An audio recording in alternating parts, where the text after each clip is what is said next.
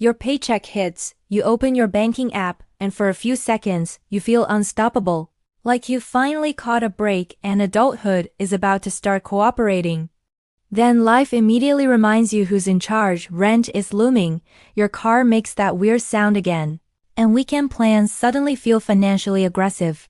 By midweek, that confident energy disappears, your balance looks confused, and you're staring at cheap food wondering how money evaporates this fast. If this keeps happening to you, relax. You're not irresponsible, you're not dumb. And you're definitely not alone in this mess. I'm Diana, and I've spent years breaking down why payday feels like freedom, but somehow turns into stress before the next Friday even shows up. Here's the uncomfortable truth most people never hear. The issue usually isn't how much money you make, it's the way you're using it. Most people handle their paycheck backwards, spending first, reacting later, and hoping somehow savings magically appear at the end of the month. Spoiler alert, they never do, because money doesn't behave like that and hoping isn't a financial strategy. People love saying, I'll save whatever's left, like leftovers exist after bills. Convenience spending and random life expenses take their cut. Your expenses will always rise to meet your income, not because you're weak, but because humans adjust fast and money disappears quietly. That's why payday feels exciting but temporary, because the system you're following guarantees stress instead of progress. There's a simple idea that changes everything, and it sounds weird at first, but once you get it, money starts behaving differently.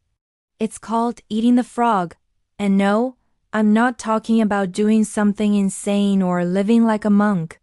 The concept is about doing the hardest, most important thing first, before distractions steal your attention and motivation disappears.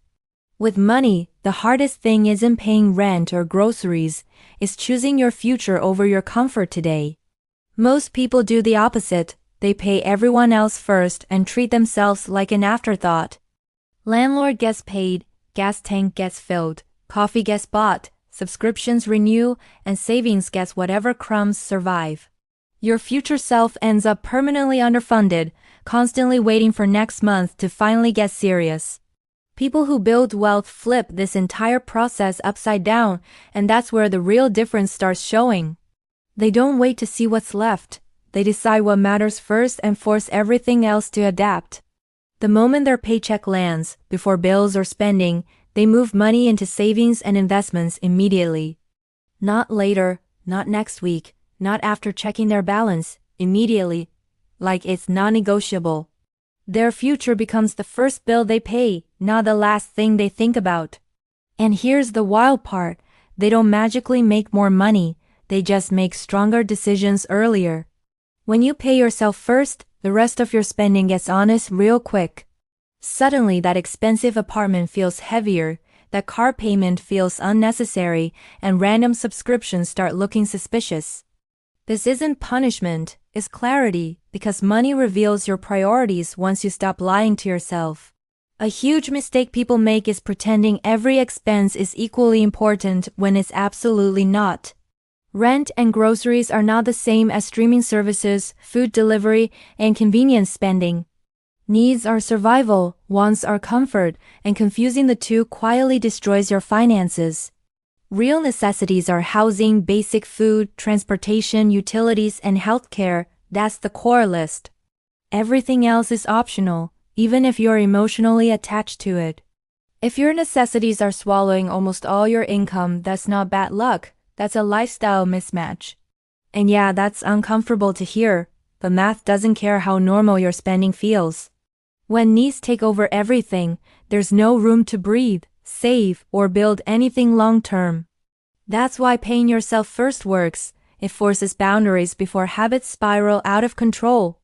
Once money is set aside up front, the remaining amount has to work harder and smarter. You start making intentional choices instead of emotional ones. You question purchases instead of auto-buying them. You stop leaking money through small, forgettable expenses that quietly wreck progress. Another brutal truth, most people have no idea where their money actually goes. They think they do, but if you ask them for exact numbers, they start guessing immediately. That's like trying to lose weight without ever checking calories or stepping on a scale. Tracking isn't about restriction, it's about awareness, because awareness changes behavior naturally. When you know exactly where money is going, you stop feeling confused and start feeling in control. Once you pay yourself first and understand your spending, everything else becomes easier to organize. You stop reacting to money problems and start anticipating them. You stop feeling behind and start feeling intentional. Money anxiety slowly turns into confidence, not because life gets cheaper, but because your system gets stronger. This is where most people quit, because structure feels boring compared to impulse spending. But boring systems build freedom, and chaos builds stress. When you ignore this, you stay stuck in financial procrastination mode. Always planning to start next month, after the raise, after things calm down. But things never calm down, life just keeps happening. The people who win financially don't wait for perfect conditions. They act early, consistently, and with uncomfortable honesty. And once this foundation is set, everything else finally starts working the way it should. This is where real progress begins, and where most people finally realize money was never the enemy. Now I'll break down exactly what happens after you eat the frog, and how to structure money so it stops controlling your life. Once you've paid yourself first, the next move is protecting your foundation, because progress collapses fast if missed payments start wrecking your financial credibility. That means every bill gets paid on time, every single month, no exceptions, no creative excuses, no pretending late payments don't matter long term.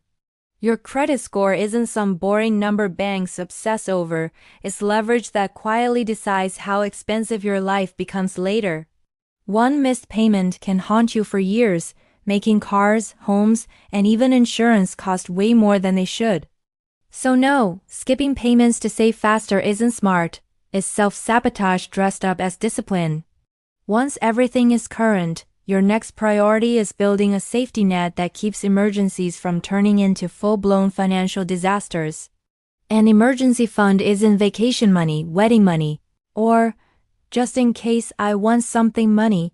Is strictly for when life punches unexpectedly.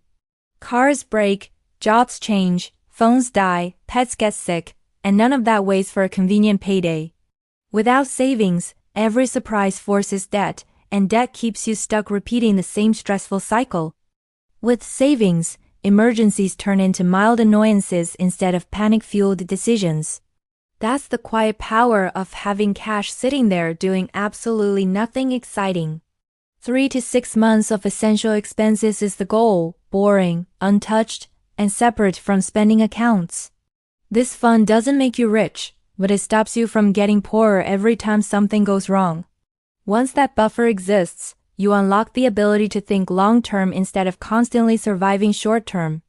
Now we talk investing, and this is where people love delaying for every excuse imaginable. Too young, too old, too broke, too busy, too confused, too scared, pick one, they all lead to the same outcome. Waiting costs more than starting imperfectly, because time is the real multiplier, not income. Even small, consistent investments grow scary big when given enough years to compound quietly. Starting earlier beats starting bigger, every single time, no debate. If your job offers a retirement match and you're not taking it, you're turning down free money with zero logic behind it. That match is part of your compensation, and ignoring it is like refusing part of your paycheck. Aim for investing 10% of your gross income, not what's left after spending. Before the money hits your account, before temptation gets involved, before habits kick in. Keep it boring, index funds, long-term, no emotional decisions, no panic selling, no chasing hype. The market rewards patience, not intelligence, and boredom usually wins. After investing is running smoothly, then and only then do you aggressively attack non-mortgage debt.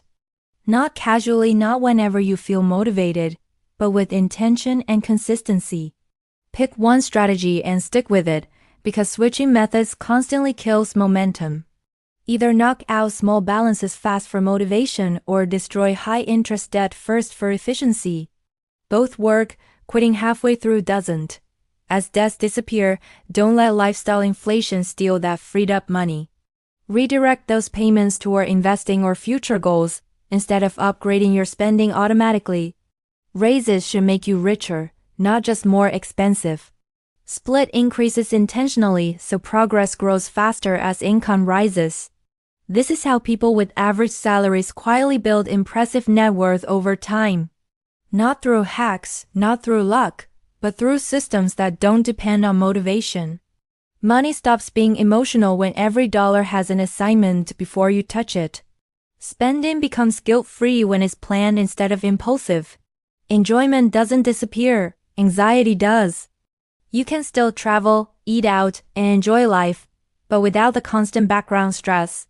That's the difference between intentional money and accidental money. People who stay broke aren't irresponsible, they're reactive. People who build wealth decide first, then spend second. Eating the frog doesn't feel good in the moment, but neither does staying stuck forever. Comfort now costs freedom later, discipline now buys options later. You don't need perfection, you need consistency. You don't need motivation, you need structure. And you don't need to wait for some magical future moment to start. Your next paycheck is the moment. Pay yourself first, force clarity, and let the system do the heavy lifting. Years from now, future you won't remember the discomfort. They'll remember the relief. And they'll thank you for finally choosing progress over excuses. Like, subscribe and share.